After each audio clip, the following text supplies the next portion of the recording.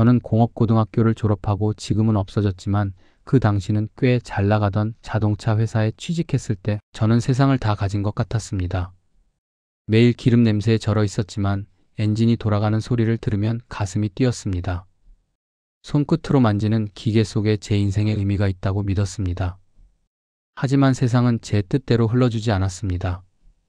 IMF가 터지고 회사가 문을 닫았을 때 저는 결혼을 앞두고 있었습니다.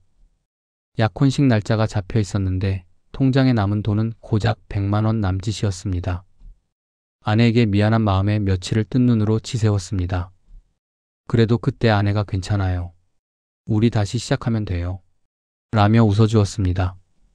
하지만 저는 너무 불안했고 가장으로서 가족들의 생계를 책임지지 못하면 어쩌지 하는 마음이 점점 커져갔습니다. 처음엔 단순히 마음이 불편하고 잠이 잘 오지 않는 정도였는데 시간이 지날수록 몸이 하나둘씩 반응하기 시작했습니다. 가슴이 갑자기 쿵쾅거리며 뛰기 시작하고 아무 이유 없이 숨이 막히는 듯 답답해졌습니다. 머릿속은 하얘지고 손끝이 떨리며 식은땀이 났습니다. 그럴 때면 이러다 내가 정말 쓰러지는 건 아닐까 하는 생각이 들 정도로 두려웠습니다. 하루에도 몇 번씩 불안이 밀려올 때면 어깨와 목이 굳고 위가 조여오는 느낌이 납니다. 손발이 차가워지고 가슴이 조마조마하게 눌리는 듯합니다. 저는 가장이기에 그 사실을 숨기고 태연하게 생계를 위해 뛰어야 했습니다. 저는 이리저리 공사판을 전전하며 돈을 모았고 결국 허름한 주택가 근처의 작은 정비소를 열었습니다. 간판에는 제 이름 석자 대신 희망모터스라는 이름을 걸었습니다. 하지만 생각한 것만큼 벌이가 좋지 않았고 버거운 생활은 계속되었습니다. 불안이라는 감정이 손님이 오지 않는 날이면 찾아와서 저를 괴롭혔습니다. 그래도 손님들의 차를 고쳐주며 하루하루 먹고 살 수 있다는 사실에 감사하려고 노력하며 시간을 보내왔습니다. 그렇게 세월이 흘러 어느덧 쉰을 넘기고 60을 바라보는 나이가 되었습니다. 하지만 여전히 경제적으로 여유롭다는 말은 제 삶과는 늘 거리가 멀었습니다. 정비소는 유지비가 많이 들었고 손님이 줄어드는 겨울철이면 공임 대신 카드 빚으로 버티는 날도 많았습니다. 그럴 때마다 아내가 저의 어깨를 다독여줬고 그래서인지 그때마다 찾아오는 불안의 크기가 점점 줄어들어 감각이 무뎌져 갔습니다. 그 덕에 손님이 적고 수입이 작아도 정직하게 일할 수 있었습니다. 그날도 평소처럼 일과를 마치고 저녁 약속이 있었습니다. 거래처 사장님이 요즘 수고 많다며 식사 자리를 마련해 준 날이었습니다. 정비소 문을 닫고 야외 주차장에 차를 세운 후 저는 차에서 내리다가 무언가 반짝이는 것을 보았습니다. 바닥에는 낙엽 사이로 5만 원권 지폐 몇 장이 흩어져 있었습니다. 처음에는 그냥 누군가 흘린 돈 몇 장인가 했습니다. 그런데 자세히 보니 5만 원권이 하나둘이 아니라 13장이었습니다. 그 순간 머리가 멍해졌습니다. 한쪽에서는 주인을 찾아야지라는 생각이 들었고 다른 한쪽에서는 이걸 누가 흘렸는지도 모르잖아라는 유혹이 스쳤습니다. 인간이라면 누구나 그런 찰나의 흔들림은 있을 겁니다. 하지만 제 손이 돈을 줍는 순간 제 가슴은 마치 불에 댄 듯 뜨거워졌습니다. 이건 내 돈이 아니다. 저는 주차장 관리사무소로 바로 뛰어갔습니다. 그리고 그 돈이 흩어져 있던 장소를 설명하고 경찰에 신고를 해달라고 요청했습니다. 담당자는 잠시 놀란 얼굴로 저를 바라보더니 직접 경찰서에 가져다 주셔야 합니다라고 말했습니다. 그래서 저는 바로 인근 파출소로 향했습니다. 돈을 건네며 제가 이걸 주었습니다. 혹시 누가 찾아오면 꼭 돌려주세요. 라고 말했습니다. 경찰은 제 신분증을 확인하고 습득물 신고서를 작성했습니다. 금액은 정확히 65만 원.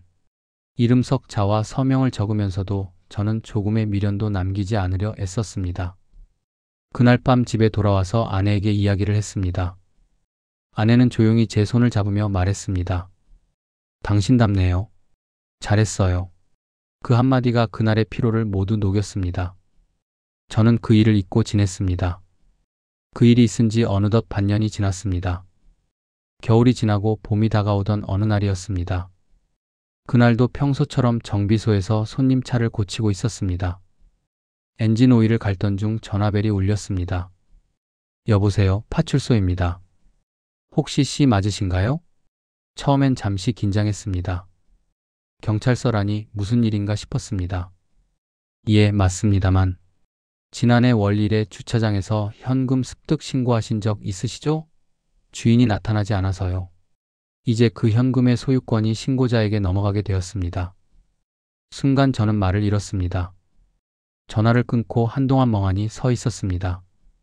그 돈을 신고한 일조차 거의 잊고 있었는데 느닷없이 제게 돌아온다니 믿기지 않았습니다. 퇴근 후 경찰서에 들러 서류를 확인하고 현금을 받았습니다. 봉투 안에는 깨끗하게 묶인 5만원권 13장이 그대로 있었습니다. 경찰관은 미소를 지으며 말했습니다. 요즘은 이런 경우 거의 없습니다. 그래도 끝까지 기다리셨네요. 축하드립니다. 저는 그저 고개를 숙이며 감사합니다. 라고 말했습니다. 하지만 집으로 돌아오는 길, 제 마음속에는 기쁨보다는 묘한 감정이 자리 잡았습니다. 그날 밤 딸아이가 말했습니다.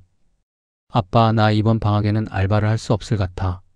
학원에서 공부를 좀 해야 할 것 같은데 아빠 요즘 힘들지? 저는 잠시 생각하다가 말했습니다. 괜찮아. 이번엔 아빠가 여유 있어. 저는 조용히 혼자 봉투를 만지작거렸습니다. 며칠 뒤 옛날 함께 일했던 후배가 찾아왔습니다. 형님, 이번에 봉사활동 나가는데 같이 가실래요? 저는 흔쾌히 대답했습니다. 그래요, 갑시다. 양로원에서 장판을 자르고 벽지를 바르던 중 할머니 한 분이 제게 말했습니다. 아저씨, 손이 참 따뜻하네요. 그 말에 저는 울컥했습니다. 그날 봉투 속 남은 돈 중 전부를 몰래 후원함에 넣었습니다. 아무도 몰랐습니다. 그 돈은 원래 제 돈이 아니었습니다. 제 손으로 번 돈이 아니니 그 돈은 이렇게 쓴 게 맞다는 확신이 들었습니다.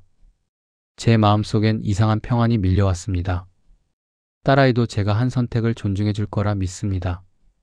언제까지 아이들이 원하는 대로 해줄 수는 없다고 마음을 단단히 먹는 기회가 되었습니다.